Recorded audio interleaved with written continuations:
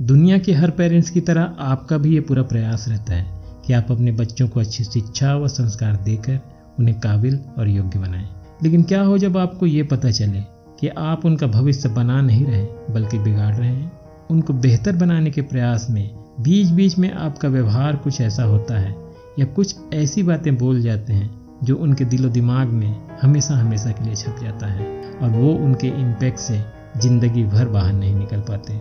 Psychologist और डॉक्टरों का मानना है कि ये चीज़ें इतनी छोटी और सामान्य होती है कि लोगों को पता ही नहीं चल पाता कि बच्चों पर इनका इतना गहरा और बुरा असर पड़ता है। हो सकता है कि वो शब्द उनके भलाई के लिए कहे गए हों, उन्हें सुधारने के लिए इस्तेमाल किए गए हों, उन्हें सही राह दिखाने के लिए इस्तेमाल किए गए हों, लेकिन उनका पॉजिटिव के बजाय निगेटिव असर ज़्यादा पड़ता है। और जैसा कि आप जानते हैं, शब्द शारीरिक रूप से तो कोई नुकसान नहीं पहुंचाता, लेकिन मानसिक और इमोशनली बहुत गहरा असर डालता है। उनमें ऐसी भावनाएं और विचार पनपने लगते हैं जो आपके उन्हें बेहतर बनाने के प्रयास को धूल में मिला सकते हैं। कौन सी है वो 8 चीज़ें जो आप अपने बच्चों को कहते हो या करते हो जो उनके आने वाले भविष्य को खराब करने के लिए काफ़ी होते हैं? आइए जानते हैं। उनमें सबसे पहला है, तुम बात कैसे करते हो? ठीक से चला करो, ऐसे चबाओ, ऐसे उठो, ये क्या बेवकूफ़ों जैसे करते रहते हो? पेरेंट्स जो कहते हैं बच्चे सच मान लेते हैं, और जब आप बच्चों के हर हरकतों पर टोका टाकी करते हैं, अजीब अजीब टिप्पणी करते हैं, तो समझने लगते हैं कि उनके साथ कुछ तो गड़बड़ है। उन्हें लगने लगता है कि उन्हें कुछ नहीं आता। इससे होता क्या है? इससे होता ये है कि वो लोगों के सामने कुछ भी करने में संकोच करने लगते हैं। उनको किसी से कुछ मदद चाहिए, कुछ पूछना है या अपना पक्ष रखना है तो ऐसा कर नहीं पाते। मन ही मन ये सोचते रहते हैं कि कुछ गड़बड़ ना हो जाए। उनका कॉन्फिडेंस पूरी तरह से ख़त्म हो जाता है। किसी भी काम को शुरू करने के पहले ही उसको ख़त्म करने की प्रवृत्ति डेवलप हो जाती है। वो इस बात से डरते रहते हैं कि जिन कमियों को उनके पेरेंट्स जानते हैं वो लोगों के सामने ना उजागर हो जाए। तुम बहुत गंदे दिखते हो, तुम बहुत दुबले पतले और कमज़ोर हो, तुम्हारा बाल कितना गंदा है, तुम मोटे कितने हो। हर किसी को उसकी सुंदरता और शारीरिक बनावट की विशेष परवाह होती है। सबको अपना तारीफ अच्छा लगता है, चाहे वो जैसा भी हो। इससे उसका कॉन्फिडेंस बूस्ट होता है। इस तरह की बातें कोई बाहरी बोलता है तो हर बच्चा सोचता है कि वह उसे चिढ़ाने के लिए ऐसा कह रहा है और उसे इसका ज़्यादा फर्क नहीं पड़ता। लेकिन ये बातें पेरेंट्स या उनके द्वारा बोली जाती है जिसको वो अपना मानता है, तो ये बातें उसके दिमाग में घर कर जाती हैं। वो ये मानने लगता है कि वो बहुत गंदा दिखता है या औरों से बहुत कमज़ोर है। इससे होता क्या है? इससे होता ये है, वह लोगों से मिलने जुलने और अपने बात रखने में कतराने लगता है। बुझा बुझा शांत और अकेला रहना शुरू कर देता है, जिससे वह डिप्रेशन, ईटिंग डिसऑर्डर, एंजाइटी और अकेलेपन का शिकार हो जाता है। साइकोलॉजिस्ट और हेल्थ एक्सपर्ट कहते हैं इतना कारण काफ़ी है किसी भी बच्चे के शारीरिक और मानसिक विकास को पूरी तरह रोकने के लिए। इसके बजाय पेरेंट्स को चाहिए कि वो बच्चों को ये सिखाएं कि कमजोरियां हर किसी में होती हैं और वह जैसा भी है बेस्ट है, वह किसी से कम नहीं। शर्मा जी के लड़के को देखो और तुमको देखो। पांडे जी का लड़का 10-10 घंटे पढ़ता है, किसी और से नहीं तो तुम अपने भाइयों से ही सीख लेते। इस तरह के कमेंट बच्चे के आत्मसम्मान को चोट पहुंचाते हैं।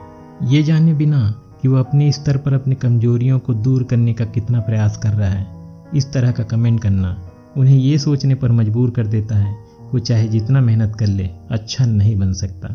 सिबलिंग्स की एक दूसरे से तुलना करने से उनके अपने संबंधों में कड़वाहट आ जाती है। वो एक दूसरे से घृणा करने लगते हैं, एक दूसरे से जलने लगते हैं। इसके बजाय पेरेंट्स को चाहिए उन्हें हर बच्चे को जो भी उनकी योग्यता है उसी में बेहतर करें, इसके लिए प्रोत्साहित करें, ना कि एक दूसरे की तुलना करें। तुम्हारी वजह से बहुत खर्चा होता है, तुम्हारी ज़रूरत को पूरा करना हमारे बस की बात नहीं, तुम्हारी वजह से हम बर्बाद हो रहे हैं। इस तरह की बातों से बच्चा अपने आप को बोझ समझने लगता है। वो अपनी ज़रूरतों और प्रॉब्लम दोनों को छुपाने लगता है, क्योंकि उनको लगने लगता है कि इससे उनके पेरेंट्स को बहुत प्रॉब्लम होगा और वो अपने पेरेंट्स के गुस्से से बचना भी चाहते हैं।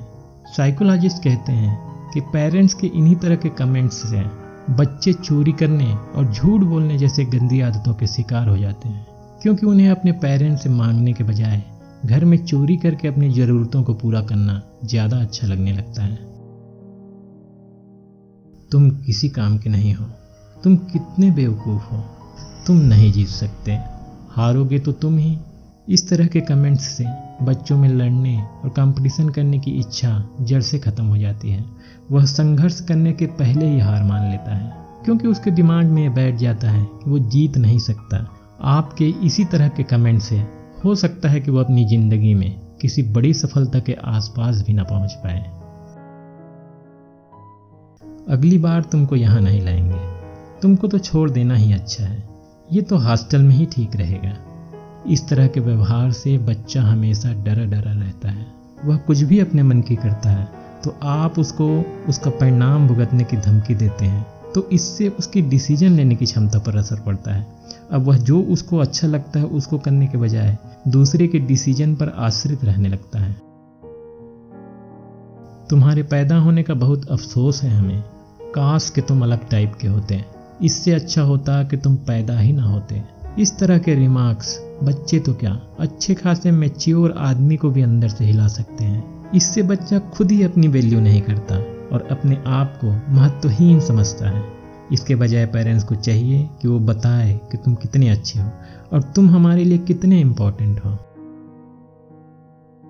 अगर तुम फर्स्ट आए तो मैं तुम्हें ढेर सारा चॉकलेट दूंगा, अगर तुमने ये किया तुम्हें हम पिकनिक ले जाएंगे, तुम वो कर दोगे तो हम तुम्हें पिक्चर ले जाएंगे। पेरेंट्स ऐसे प्रॉमिस करते हैं तो बच्चों को एक प्रकार से मोटिवेशन तो मिलता है और वो कुछ लक्ष्यों को प्राप्त भी कर लेते हैं, लेकिन इसके बहुत ज़्यादा दुष्परिणाम देखने को भी मिलते हैं। रिसर्च में पता चला है लोगों में घूसखोरी, रिश्वत लेने की आदत बचपन में पेरेंट्स के द्वारा किए गए ऐसे ही प्रॉमिस के नतीजे होते हैं। इस प्रकार के प्रॉमिस करके और उसे पूरा करके हम एक तरह के उसमें बुरी आदत को डेवलप करते हैं। इससे वह हर काम में सिर्फ अपना फ़ायदा देखता है, जिससे वह लालची प्रवृत्ति का हो जाता है। पेरेंट्स को चाहिए कि वो बच्चों को मोटिवेट करे, इसमें कोई बुरी बात नहीं है।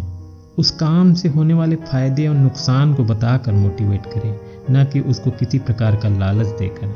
बचपन जिंदगी का सबसे महत्वपूर्ण पड़ाव है। इस पड़ाव में बच्चा जो देखता है, सुनता है और महसूस करता है, उसी से उसके व्यक्तित्व का निर्माण होता है। इस बारे में आप क्या सोचते हैं और क्या आपने इनमें से किसी चीज़ को महसूस किया है? कृपया कमेंट बॉक्स में कमेंट करके ज़रूर बताइएगा। ये वीडियो अगर अच्छा लगा तो कृपया इसे लाइक और शेयर करके इस चैनल को सब्सक्राइब करना ना भूलिएगा। ये वीडियो देखने के लिए बहुत बहुत धन्यवाद। Thank you.